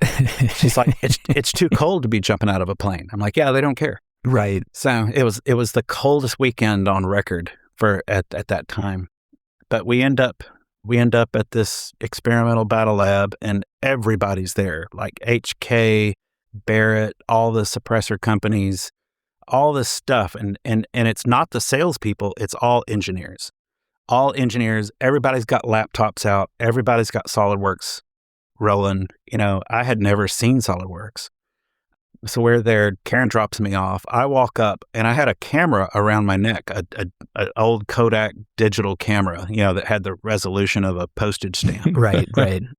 And the woman at the desk that's signing everybody in, she looks at my camera and points at me and laughs at me. And she's like, no, yeah, you can't even get that anywhere near here. You go get your wife and put that back in the car. Because she'd seen me get dropped off. So I got Karen back, put the camera in there, and I signed my life away at this thing, because it's like I signed, I don't know how many NDAs just to be able to walk onto this berm. Right. And so I get in there and immediately I realized, like, I'm the most low-tech thing here. Yeah. Like, that day was the first day, like, that night we shot. There was lots of shooting, and that was awesome. But, like, I got to the day the Pentagon was seeing the fused thermal imaging, so it was night vision and thermal imaging combined via microprocessor. Yeah. Like, the day they were introduced to that, I got to shoot it. Wow. I'm shooting targets at 600 meters with this fused thermal imaging and stuff. Yeah. And so, but then I've got my Tomahawk, and I'm like, okay, I really stick out here. And it was funny. Ended up eating some barbecue with this guy who had invented an optics adapter. He had been a sniper for a sheriff's department in Utah, and he made this adapter that you could adapt like a spotting scope to a night vision scope or any optic device to another optic device. Yeah. And the guy that had invited me picked up on this product and made it a thing. And so then the Marine Corps, every time they bought an optical device, they bought one of his adapters. And so he was telling me his story. He's like, my wife worked for the police department. I worked for the police department. He said, when we got this patent, it literally changed how we ate. He said, we had to change what we bought at the grocery store because the patent cost us, $10,000. Right. He said, and then, this guy that invited us, he said he bought a wheelbarrow full of them, and he's like, great, I pay for, that'll pay for 1/4 of my patent. He said, then one day the Marine Corps sent an order over fax. He said it was a $2.5 million order. He's like, I guess I'm not working at the police department anymore, and so he's like, so I gotta ask. He says, how did you get here? He said, you've got Tomahawks. He said, I'm not trying to be offensive, but why are you here? Yeah. And I said, well, so-and-so invited me. And he kind of looks at me. He says, he personally invited you to this? I'm like, yeah. He's like, you don't even know who he is, do you? I'm like, no. He's like, he's considered by a lot of countries the most dangerous man alive. Like, oh, that's cool. Yeah, right, know? right. So the guy that invited us, he comes the next day. He says, all right, you're up. He said, we've got stuff set up for your tomahawks. And I'm like, what do we set up for my tomahawks? Are these going to be mannequins or what? Right. And so I go out there and there are doors out on this firing range, all set up, pre-hung doors. And I thought, I had never thought of breaching before in my life, And he's got this big studio camera rolling and stuff. And he says, this is the RMJ Forge Tomahawk being used to disable a lock in a door. And I'm sitting here thinking, what in the world is this guy going to do? He flips that thing around so it's spiked first. He buries it into this deadbolt lock and rips it out of the door. Yeah. And I wish the camera had been on my face because my jaw was down to the ground. I could not believe he just did that. And then he doesn't even miss a beat. He's like, all right, this is the RMJ Forge Tomahawk being used to cut the hinges on a door. He goes to the next door and he proceeds to cut the hinges right down the seam of the hinge and just remove the door. Wow. And I'm just flabbergasted because I had no idea that these tomahawks could do that. Yeah. And he proceeds to do all these different things to doors. He literally cuts a door in the door, with the tomahawk and stuff. And then just for kicks and giggles, he starts throwing the tomahawk and like he's slamming this thing into the doors and like, the tomahawk was cutting all the way through the door and coming out the other side. And that was a big wake up call for me because it's like, I always thought of it, as a close quarter combat weapon. Yeah. And he's like, no, man. He said, it's great that it's a close quarter combat weapon, but what it really is a breaching tool. He said, breaching tools are all big and heavy and hard to carry. He said, yours is small and it's small footprint, lightweight, easy to carry. And he said, it can do 80%, 90% of the breaching needs for somebody who's trying to get on target. Yeah. Wow. Right. Yeah. Using what is basically a modernized primitive tool instead of using mass and inertia. Right. Right. Yeah. Right. Right. Because, like a Halligan bar is 15 pounds or something like that. Yeah. Wow. Yeah. That's wild, man. Just a different, I don't know, certainly outside the box you had in your head of what it was, right? Being used for as at least at the end game kind of usage. Well, and there's a lot of times in my career where I realize that I don't know the answers to everything. Yeah. And I'm constantly reminded that. That's a Thoreau quote, I guess. Not allowed to show their ignorance, which is what they need to be able to learn. Yeah. So I've had plenty of times to show my ignorance. That was one time. A kind of funny related story is years later, we ended up making what people now think of as snuggles, which is this Warhammer spike contraption. And originally we had made those for the guys at Gray Group, which was kind of like an outfitter store for special forces near Fort Bragg. And they had told us, they're like, hey, we got these direct action support guys that are wanting something to replace a Halligan bar. Direct action support would be like people who went with Delta Force, and they were like the people that did all the prep and heavy lifting and stuff for Delta. They carried guns. They still, shot and breached and all that, but they were the way that kind of cleared the way in and out for those guys. They just support roles. And he's like, they want something to replace a Halligan bar, kind of like your Tomahawk, but something that they need to be able to strike it with a sledgehammer like a Halligan bar. So a Halligan bar has a little spike going off one end and kind of a blunt face on the other. They can put that spike into different things and hit it with a sledgehammer to break locks, break doors and stuff like that. So they had, everybody trains that way. So they're like, can you make a Tomahawk that you can use like a Halligan bar? Like, yeah, we can do that. So I made the snuggles, and we only made a handful of them for these guys, and they were getting them to these guys, and it was great. Gray Group was awesome business. And then Gray Group kind of went away, and I lost my contact for making these, so we didn't make them anymore. And we had a lot of projects like that where we just didn't advertise, we didn't publicize what we were making. Yeah, because I didn't feel like it was, that. They're called quiet professionals for a reason. They don't want you advertising their business, so we didn't talk about it. And we had EOD tools like that, and we had breaching tools like that. And so I didn't think anything of it. We just left this project died as far as our company was concerned. Well, when Rob Orlando came to work for us, one of the first things he did was he went down and to the shop and just pilfered through the shop for a week, just looking at, hanging out at the shop, getting to know the guys, and going through stuff. And he's like, I go by and visit, and I'm like, hey, Rob. And he's like, hey, what is this? And he shows me a blank for a Snuggles. And I'm like, well, that's this Warhammer thing we were doing, breaching tool for the guys, direct action support guys over at Fort Bragg. And he's like, why aren't we making this? I said, well, Rob, nobody really needs a Warhammer. I mean, who's going to buy this? And he's like, dude, everybody needs a Warhammer. Right. What are you crazy? He's like, we need to be making these now. I'm like, Rob, nobody's going to buy this thing. And so we go back and forth. And finally I'm like, all right. Why don't, we make 100 of them, right? We'll make 100 of them. We'll see how they do. And I'm sitting here the whole time thinking, man, skeptical.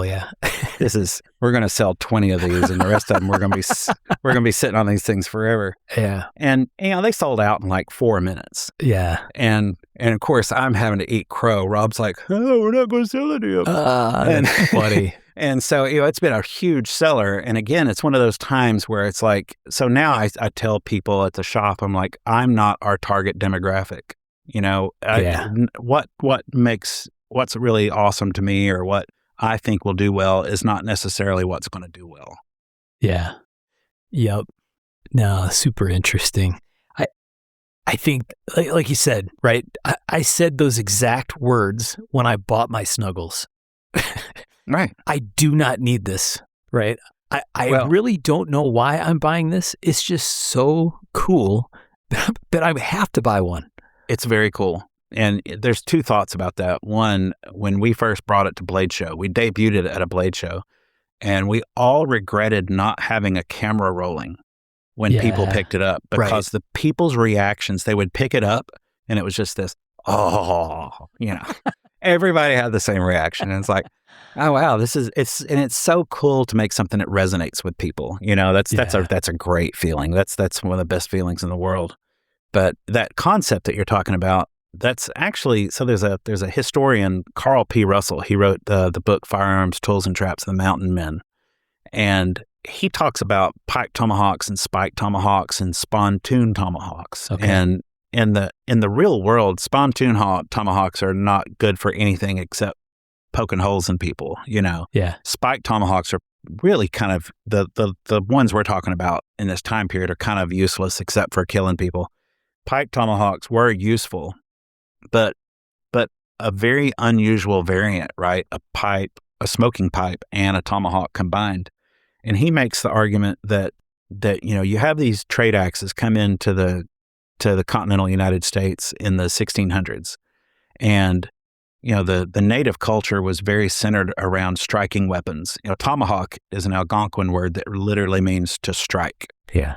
And so striking weapons were not only popular, they were also a status symbol. And so these tomahawks, these iron tomahawks come in, and they're immediately they're a hit, no pun intended.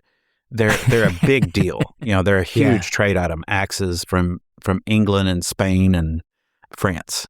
And I guess Dutch as well. And so you have these axes coming in. Well, after about 100 years of this trade, you start seeing women using the axes as well, because they're great for chopping wood and they're great for other chores. And the sexiness of that tomahawk declines because, it's not just a weapon anymore. It's also this tool that everybody uses. And he theorized that you see the spike tomahawk, spontoon, and pipe tomahawk come into fruition to fill that niche of that striking weapon status symbol that's not useful for chores, right? This is not something my wife uses. This is something that I use to hurt people with and to make peace with. It's a status symbol. Yeah. And I think that's kind of interesting, that concept of things that are not really necessarily useful. Like you say, you don't really need a Snuggles, but it does feel kind of an interesting niche in its it's in your life, it's not very useful right now. That doesn't mean it will always be that way. I hope not. I hope that it's completely useless for the rest of your life. Exactly. But in the case that you did not need to break down doors or locks or concrete block walls, that's what it's good for. Right. Yeah, we've talked about that concept a number of times on the show about how and with numerous makers and collectors where it's like certain things, certain objects, right? When you pick them up, you immediately comprehend what they're for, right? Like you don't, there's no instruction book required when you pick up a tomahawk or something like a Snuggles. Your brain instantly knows what it's for. And it's like maybe there's a little primal aspect to it. I don't know, but there's something that gets triggered there that it's like, yep, I can feel it. That's my goal as a designer. Yeah. Right. I mean, obviously I want to make something that's useful and I want to make something that's practical for the most part, but my goal is to get that visceral reaction, like when you pick up an MP5 SD. When you pick up an MP5 and it's loaded and ready to shoot, you know it. Yes. Like you feel it and you're like, holy cow, the balance of this and the lethality of this is amazing. Yep. And that's, the first time I picked up a real Japanese sword, I had that same feeling. You pick up a real sword that's sharp and you're like, oh, this is not a large knife. This is a sword, and they're very different. Yeah. Ryan, I have to ask if you'd entertain this request. This has been absolutely fascinating, and we're at almost a couple hours. We would love to have you do a part 2 or 3 or 5 or whatever this thing ends up being. That sounds great. Yeah, we can get together another day. We'll pick a time and date, and we got a long ways to go between the formation or maybe the beginnings, the origins of RMJ Tactical, right? Which is pretty much where we were before we started hitting on the Snuggles, maybe even still there. There's a lot of territory to cover between there and what you're doing today. Right. So many fantastic projects. So if you'd be down, we'd love to have this continue on. Sounds awesome. Yeah, let's do that. I'm sorry that I dominated the conversation so much. I felt like all I did was Well, that's the point. That's the point. We already talked too much. Who gives a shit what we have to say? We'll get into it when we record again, but your video stuff that you've been doing absolutely is the kinds of stories and other stuff that we wanted to make sure we were able to get into the podcast, right? Because there's some durability to it, which we really, really like because, whether it's talking about historical makers or some of these excursions we do with little mini episodes where there's not enough content to go dig into a historical maker in depth, but we might be able to talk a little bit and at least enough to get it kind of documented somewhere. You know what I mean? Right.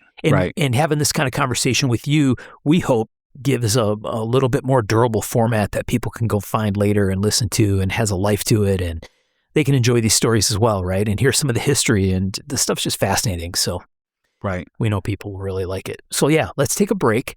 And we'll start with RMJ, early RMJ, when we get back to talk together again. Sounds good. Yeah. No apologies necessary. We absolutely expected it to go as it has, and yeah, we're loving it. It's funny, when we had Bob Terzol on, I talked to Bob ahead of time, and he said, hey, Mark, you know that you will have to forcibly stop me from talking, right? I'm like, yes, Bob, I understand. That's wonderful. We love it. And we'll record hours and hours and hours if we can get it. So, right. And that happened. And that turned into a couple-parter with Bob for sure. So we've done it a few times. Ryan, maybe you can help us with this one. So, we're going to wrap the episode up. But one of the things we try to do is recognize when someone of note passes in the community. And one of the recent passages was James Batson. Can you talk about Jim and who he was and kind of what he meant to the knife world? So James Batson passed away on the 5th of June. I met him when I was 13 years old, and I ended up, oddly enough, having my 16th birthday party at his house. Oh, wow. I had a surprise birthday party at Jim Batson's house. So That's not awesome. many people get to say that, but James was a pretty fascinating guy. So he was a PhD. He was literally a rocket scientist. He worked 33 years or so, I guess, at Redstone Arsenal, did work with NASA. He was involved in all kinds of interesting development. He was a skunkworks guy. Yeah. And a lot of people did not realize that. But he made his first knife when he was in high school back in the 50s and before college. So I guess it was like 1952 or so. Saw an article on Bo Randall and decided he wanted to make a knife and got into it. And so he's been making knives forever. When I mentioned John C. Campbell Folk School, the very first Francis Whitaker class, James Batson was a student there, along with Joe Humble that I mentioned earlier. And so Batson was big in the blacksmithing circles, and he was big in the knife-making circles. In the knife-making circles, he became a critical part of American Bladesmith Society. He was president of the American Bladesmith Society for a while. He was a master smith. He did a lot of testing. He did a lot of encouraging. And the thing I liked about Batson, there's a ton of ways you could go with this, but he was always very down to earth when it came to knife making and not overcomplicating things. He was very good at looking at something and saying, well, you don't have to really do all that, or it's not all this fuss. It's this simple, and he would talk about something. I remember sitting on a porch one time with him at a friend's house drinking sweet tea, and he was looking at a Bowie knife that I had made. And he's like, why did you have this little copper, spacer up against the blade? I'm like, well, I'm doing this and that, and I'm coming up with all this nonsense. And he's like, you did that because it's easier to make a solder joint on a real thin piece of material instead of a thick guard. I'm like, well, yeah, that too.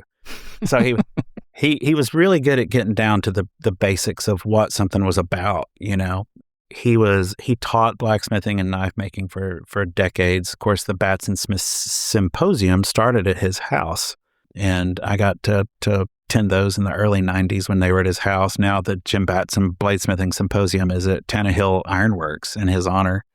Just a amazing career of making stuff and teaching. He wrote a couple of books on the Bowie knife. He was a Bowie knife guru and about Jim Bowie. Just an incredible guy.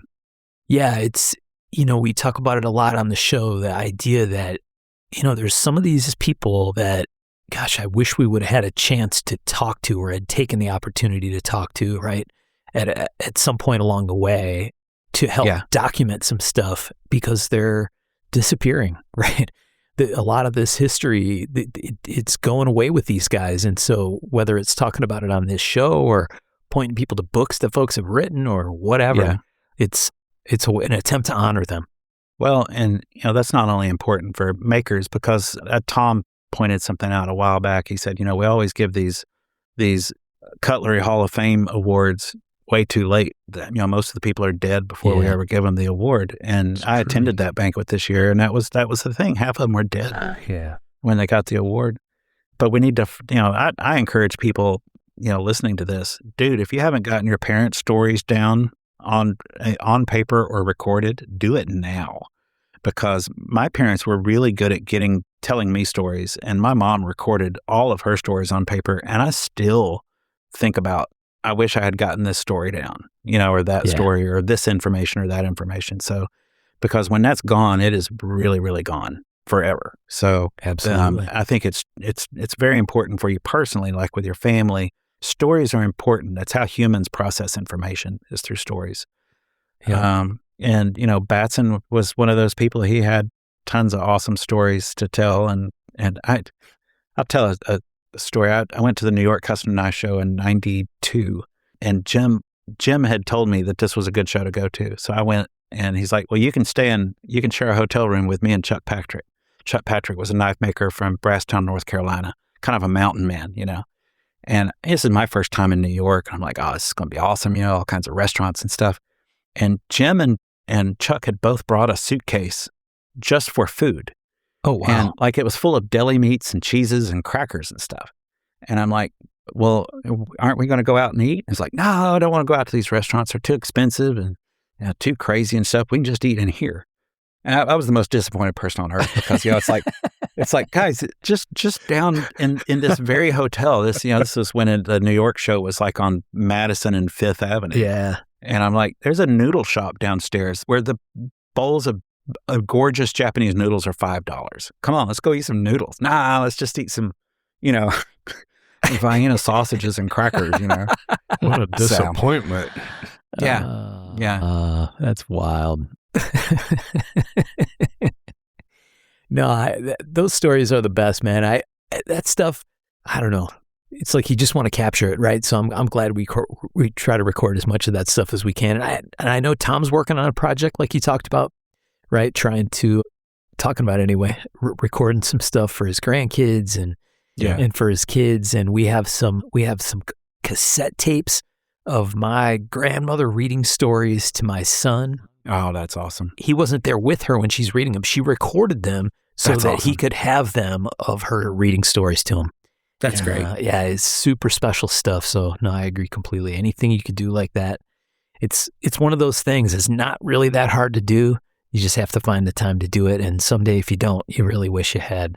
So, Right.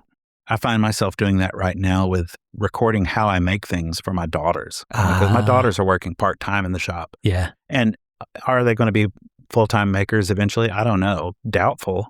But they certainly won't be if I don't get this information down about how the projects are done. So Right. I'm getting these projects done. Yeah. Good for you, man. Good for you. All right. Well, we want to say thanks again to our supporters and our sponsors, the folks on Patreon, the guys at Giant Mouse Knives, the folks at Arizona Custom Knives. We appreciate you all for your support of the show and for helping us do stuff like this fantastic episode, just talking knives and telling stories and hearing some great stuff. So we appreciate your support to help make that happen. We absolutely could not do it without you. Ryan, thanks again for chatting with us. We'll set something up again here really soon to get a part 2 rolling. And thanks for taking the time, man. I appreciate it, guys. All right, that's it. Thanks everybody for listening. We'll talk to you next time. Thanks, everyone.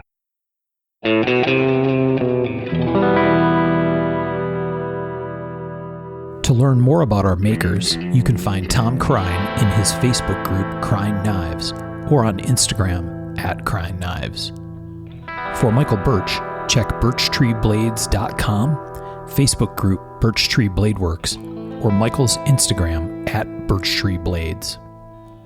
For my own projects, I'm on the web at raygundivision.com or check my personal Instagram @msteiner. For those interested in photos, references from the show, or discussion about the show itself, you can always find us on the web at markofthemaker.com, in a Facebook group called Mark of the Maker, or on our Instagram @markofthemaker. Last but not least, credit for the ultra cool and haunting background music we use for the show. This is a piece called Noir Guitar by Stevie's Amp Shack, found at the Free Music Archive and licensed under Creative Commons CC BY 4.0. And as always, thanks for listening.